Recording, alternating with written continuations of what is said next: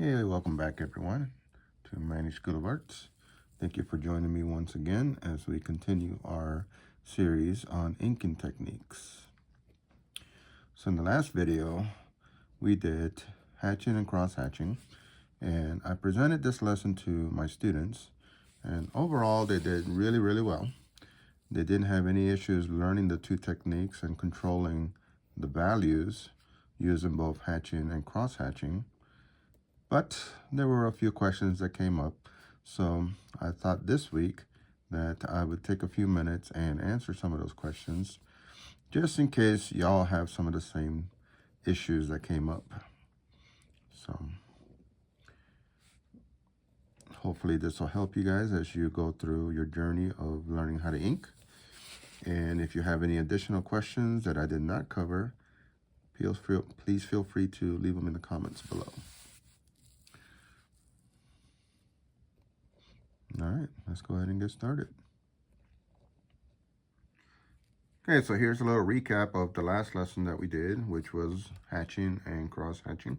Remember that hatching, the lines go in a single direction and they just get closer together to get darker. And in cross hatching, the lines go in different directions, and the more directions that you add, the darker the area becomes. Okay. So one of the questions that the students asked me was, do I have to outline my drawing before I start hatching? The suggestion that I gave them is to think about the surface that they're working on. So in this case, if you have like smooth edges like this, then it's okay for you to do your outline work first. But if you have a texture edge, like on this parrot, then I would not outline it first, with the exception of the beak, because that's a smooth area. So you got to think about the surface that you're going to be working with, and then let that kind of guide you as to whether you should outline it first. Now, if you decide to outline it first, try not to make all of your lines the same weight. So what I like to do is I like to establish where my light source is going to be, and then wherever the lines are going to be in shadow, I like to change the weight. In other words, make them a little bit thicker. So let me show you a little bit what I mean. And this holds true for whether you're hatching or cross hatching. So we're going to do this one on the left with hatching, and then this one on the right with cross hatching. So we're going to use the same light source for both. So if my light source is here on this guy, I know that this area right here, it faces the light, so I can keep those lines really nice and thin. In fact, I probably should have done a few broken lines. But as I come in this direction, I got to think about these lines getting a little thicker to suggest shadows, right? So in this case, I can just take my pen and start thickening up these lines just a little bit.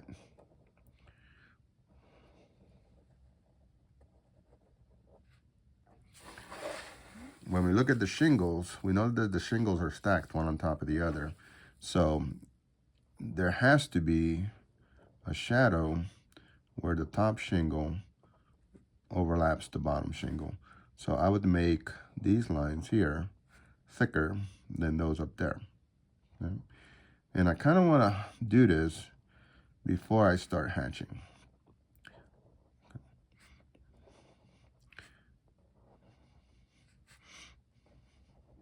It kind of helps guide me when I get ready to actually add my different values.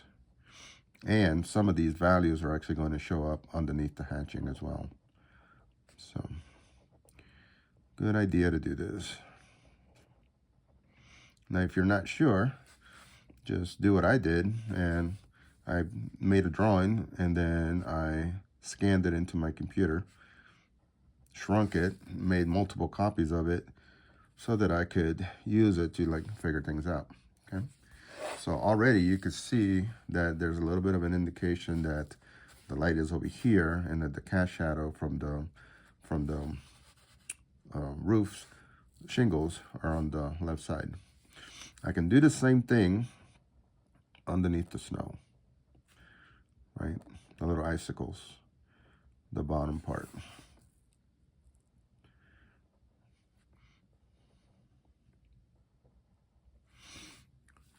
Now here, since we're starting to go towards the light, I'm only going to make the left side thicker.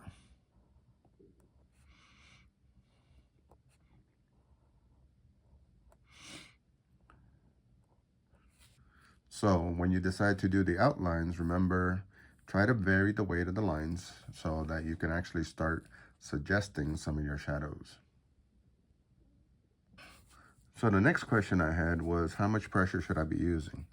Well, hatching and cross hatching have very little to do with pressure. So you want to use, your everyday pressure, your regular pressure, because it's really about spacing. So for example, if I'm doing an area, try to keep my hand out the way. If I'm doing an area like this, and I want this side to be light and this side to be dark, and I'm doing hatching, the area that's light, I'm gonna leave it blank. And then as I start to go to my right, I'm just gonna use regular pressure, and I'm gonna start spacing the lines far apart. So it's really about spacing, not about pressure. Now, as I go further and further to the right, since I said I wanted that to get darker, I start putting the lines much closer together.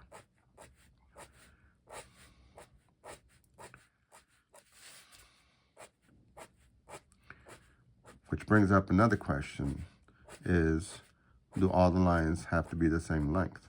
And the answer is no. They do need to be parallel to each other as best as possible.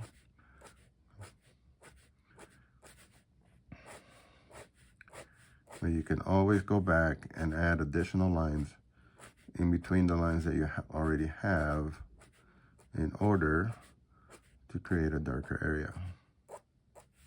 So like here, I'm gonna add a few more to try to get a better transition from this dark area to the white area. Because really, that's what you're doing, is you're transitioning from pure white to your darkest values. But you're doing it through the use of lines. In this case, hatching. If I was doing a cross hatching, I would be doing lines in different directions, different layers. So let's do this one with cross hatching. So leaving the same area white, I'm going to start my first layer going in this direction.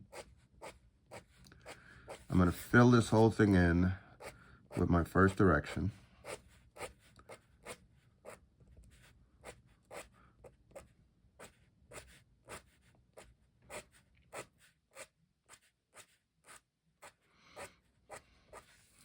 And then I turn my paper, figure out where I want the transition to begin, and start putting in my second layer.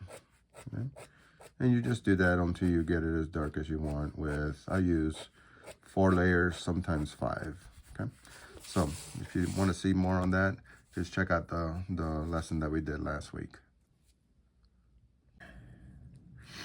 All right, question number 3. How do I know which areas to make darker? Well, that you need to base it on your light source. I'm going to use this little light source here, and I'm going to show you on here. Now, mapping, we talked about it in the last video, is super important, especially if this is new to you.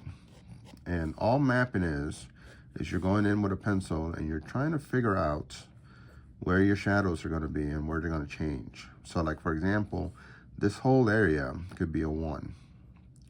But then the light's going to hit here, right? Because that's the rounded part. So your brightest area for this cylinder would be here. So we're going to leave that a 0. Then you're going to go back to a 1 here. And then as you start to go this way, it starts to get darker, okay? And then you just have to decide how dark you want to go. So I'm going to go 1, 0, 1, 2, 3. You can do this with a pencil. Write your numbers down. And then after you're done inking, you simply erase the numbers, okay? So, and that applies to both hatching and cross hatching. So if I was doing this little guy right here, and my light source is here, I know that this top part right here is going to catch the most light. So that's going to be a 0, okay? Now, as it goes in this direction, and the shingles are darker. So I'll probably start this with a 2 and then work my way down to a 3. But like underneath the shingles where I've already put in those little dark areas, those are going to be a little bit darker. Okay. Then if I come on this side, same kind of thing. This area right here is going to be nice and bright, but the fascia is going to be darker. So I'm more than likely going to start with a 2. But on this side, which is furthest away, this same fascia would have to be darker. So I'm going to go with a 3, and I may even change it to a 4. Okay. So when you're trying to figure out how to shade, look at your light source and try to figure out how the light is going to affect the area. Okay. And if you could do that and lay it out with a pencil, then inking actually becomes very, very easy. So just make sure that if you do decide to map it out, that you do it with a pencil so that you can erase your map when you're done. Now, eventually, you'll get so good that you won't have to do this step anymore. You'll be able to kind of see it in your head, so you won't have to worry about it as much. But if you're new to it, new to this, I would highly recommend that you start off by mapping your areas and then just follow your map. And I'll do a little demo here in a little bit.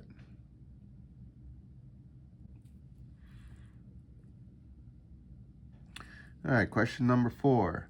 Can I change direction of the lines when I am hatching? The answer is yes, but you want to do it in a controlled fashion. I like to think of it as directional hatching. So for example, if I'm hatching this portion of the roof, I want my lines to go in this direction, right? But when I get to this part of the house, I actually want them to go more up and down, okay? Or you can do it at a diagonal. The problem with doing it at a diagonal is that it's going to be too similar to the snow. So I'm thinking that if I go in this direction when I do this part of the house, then when I get down here, then these will actually be horizontal, more or less, like this, okay? So let me show you what I mean by that. I'm going to start with the roof, and there's 2 ways of doing it. Let me show you on this little piece right here. I can either, so imagine that this is my roof. I'll throw in some very poor shingles. But I can either treat this as one unit, like this, and then go back and add darker shadows by adding more lines. And because these areas were already dark, they should still show up. Or I could do each section individually. So if I do each section individually, it'll give me a lot more detail, but it will take a lot longer, okay?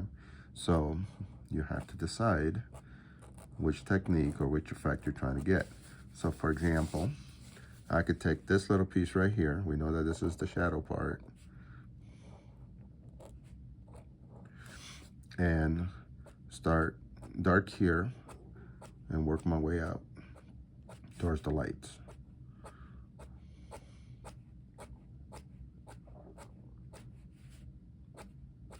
And then start the next layer, okay? So the effects will be very different. So you have to make a decision which effect you want to do and how much time you're willing to put into it. Because while this is more detail, it's going to take you a whole lot more time to get this done. So the next layer would actually, see, imagine that the next shingle would be here. The next layer would start here. And I would leave a gap to separate this part of the shingle from the underlying parts.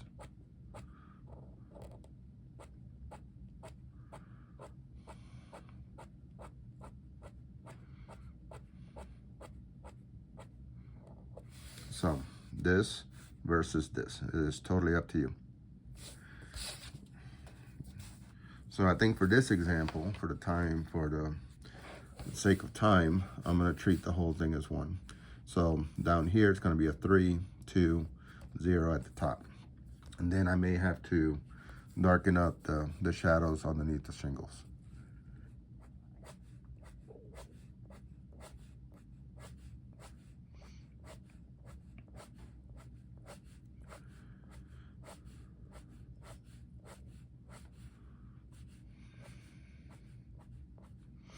Now here, there's the chimney.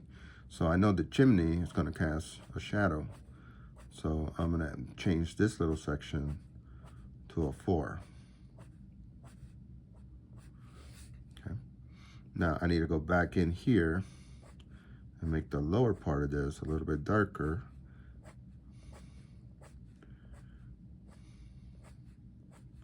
But only the lower part. So my lines right now are a little bit shorter than the first layer that I laid down.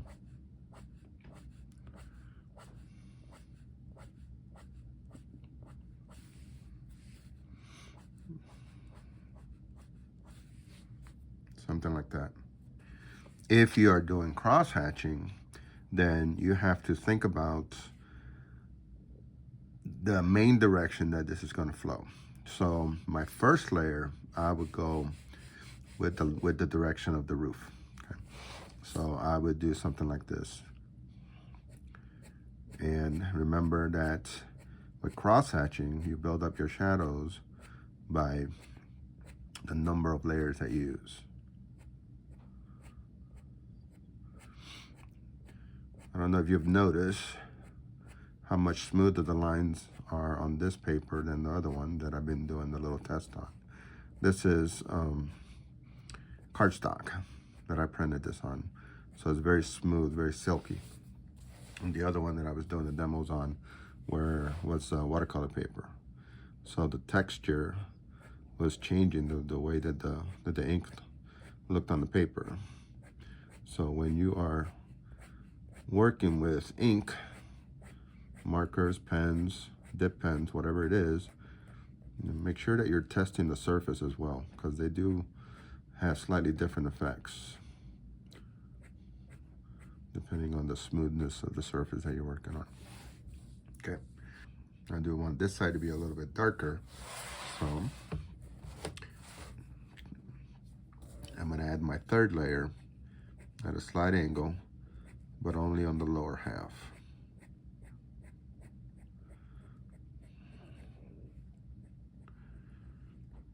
And then, of course, we know that the chimney is going to cast a shadow. So I'm going to add a little bit of a shadow right there. Okay. So you can see the difference between hatching and cross hatching. And then I can go back in and put in the individual shingles. I haven't decided yet, but you kind of get the idea. Now when I do the side of the house, I'm not going to do the inside. I'm going to start coming down. And I'm going to start off with a 1. So they're spaced kind of far apart.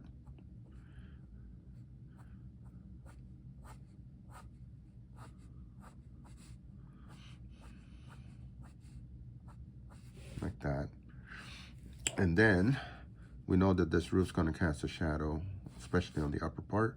So just going to go back in and add additional lines in between. I'll do these areas separate.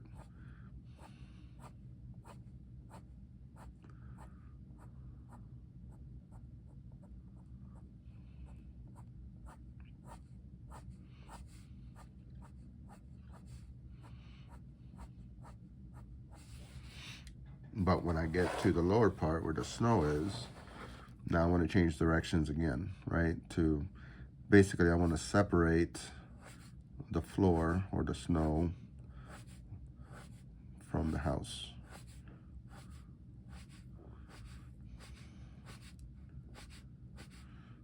So I guess you can call this directional hatching, because I'm changing the direction of the hatches based on the flow of the object, whether it's the land or the house. So here, if I wanted to, I can actually go this way. But I think I'm gonna stick with this direction here, because what I don't want to do, I don't want to do this. I've seen some of my students do this. Well, they'll do part of their hatching in one direction, and then they do part in a different direction, which, yes, is still hatching because they didn't cross them, but it creates almost like a herringbone pattern. So you have to be careful, because it could actually mess up your drawing, mess up your effect.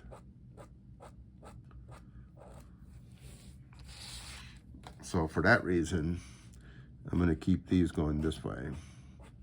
And then the little sidewalk area, there I can change it, because I can make the sidewalk come this way towards the viewer.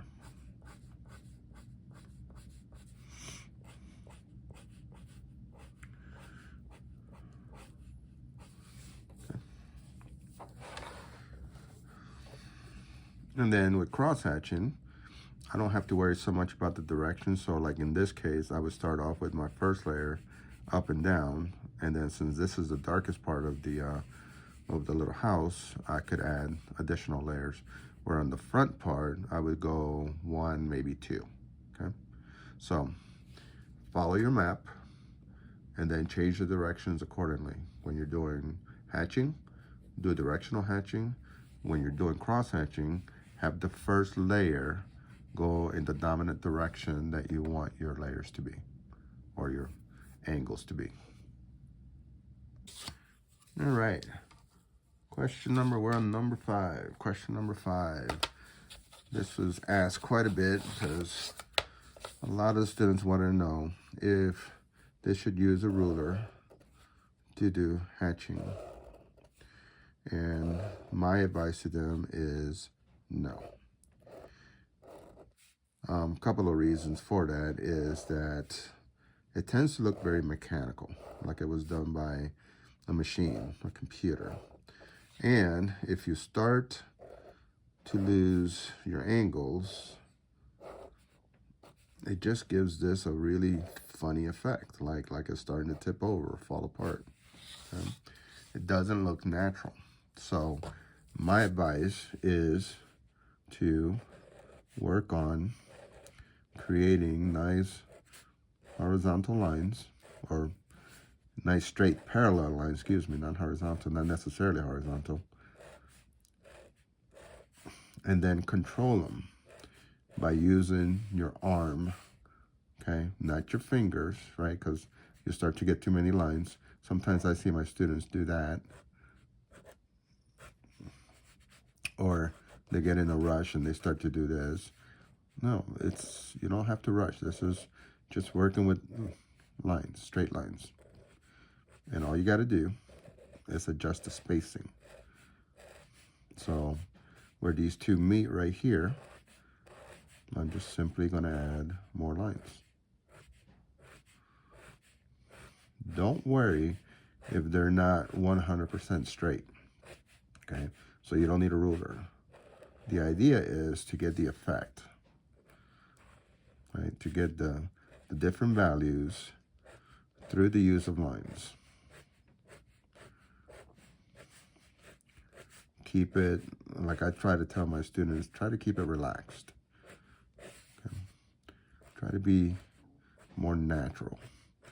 And at first, it may look funny. A lot of my students kind of like, they try to hatch and they start to create these funny curves. But eventually, they get into a rhythm, and then it becomes more natural. And frankly, it becomes pretty easy once you kind of develop that motor skill. All right, question number 6.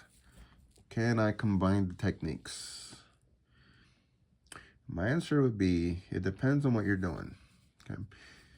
If you are doing something that is pure hatching like this, then I would say no, don't combine hatching with cross hatching. But if you are doing a technique where you are going to be cross hatching, then you're already combining. If you think about it, is, let's say that the light source is here. When you start putting in your first layer for cross-hatching, since you're only going in one direction, that is hatching. So I can use a little bit of cross-hatching on this side, but on the left side here, that's just hatching, right? Because it's just one direction, okay? So if you're doing hatching, only hatching by itself, then I would suggest that you do directional hatching instead. But if you're doing cross hatching, by all means, start off with hatching and then figure out where to add the cross hatching in order to make your lines darker, or your areas darker, your sections darker. So here you can see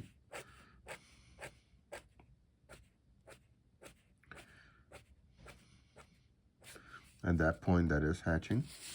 But since this is going away from the light and I'm doing cross hatching, I will add additional layers. And the other thing is, don't cover up your first layer completely. Sometimes my students will do that. They'll put in the first layer and then they completely cover it up, and then they lose highlights or they lose light areas. So if you're trying to do a gradient, I guess you can call it, you want to make sure that you're seeing part of the value or the layers that you did before, so that it transitions from a light area to a dark area. Okay, the last thing that I want to cover is, how do I fix mistakes? That is a very common question. And unfortunately, there is no easy answer, because working with ink can be difficult. Fixing mistakes with ink can be extremely challenging. So if the drawing that you're doing is strictly ink and you're not going to do any colors on it, you might try a few things. So you could try some whiteout, or you can try out these gel pens. And if the mistakes are small enough, sometimes you can get enough coverage to kind of get rid of it. Now, what you want to try to do when you're putting on this white is to try to blend it into the surrounding areas, so you don't have like a white strip. And sometimes you may have to dry this and then add additional layers, right? So here we can see that that's starting to cover a little bit, but kind of makes it look kind of almost like a gray. So I'm going to come back to that once it dries, and then try to see if I can put another layer on it and make it better. Whiteout works, but whiteout is thick, and if you're gonna do watercolors on top, sometimes the watercolors don't react well to the whiteout. Now, I've tried this Dr. Martin's pen white. It's supposed to be opaque, and it's supposed to cover up the ink marks from other. And I already have 2 layers on here, and I can still see some of the black. So, and the caution is that the more layers you add, the thicker it becomes. And then it may become a problem later if you are going to be adding paints. So you could try it and see if it works. So I'm just going to do a little section here. And when you first put it on, like this, I'm just going to do a little section here. It looks like it'll work pretty good. But as it dries, those colors underneath will start to come through again. The ink marks underneath will start to come through again. So like I said, I've already done 2 layers here, and I'm thinking that I may have to go a 3rd layer before I can get decent coverage. Another option, of course, would be to scan it into your computer and fix it with a drawing program such as Photoshop, and then print it back out onto some quality hardstock, cardstock. Now, sometimes, let's say that I want to create a little brighter area right here. you can take your gel pen and put in some white hatching in the same direction. And what that will do, it will actually make the lines look a little thinner. It does tend to make them look a little on the gray side. So again, you may have to do this more than once. But if you can live with it, then you're good to go. And ultimately, that's what you got to decide is how much can you live with, right? So like here, I'm going to show you here an example here in a minute. When I work on watercolor paper, another option is I'll take some sort of a blade, in this case, an X-Acto knife, and I can actually remove very gently some of the ink. Well, this paper is nice and thick. This is 120-pound watercolor paper, and it's really nice and thick. Now, because of the texture of the paper, you have to go in different directions when you do this. So once I get enough of this off,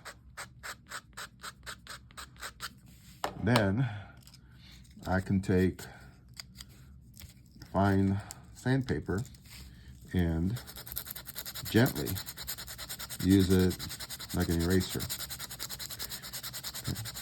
Now, the only problem with this, like I said, there's no easy solution.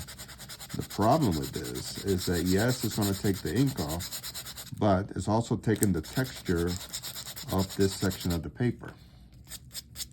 So this part of the paper is now with the original texture, and this is smoother. And then I take an eraser that is made for ink, which has a little bit of sand in it also, and then I just kind of go over the whole thing and try to blend it. Now you can see that the paper's got a little bit of a gray tone where that area is, but I could live with that. And then I could go back in and fix my lines.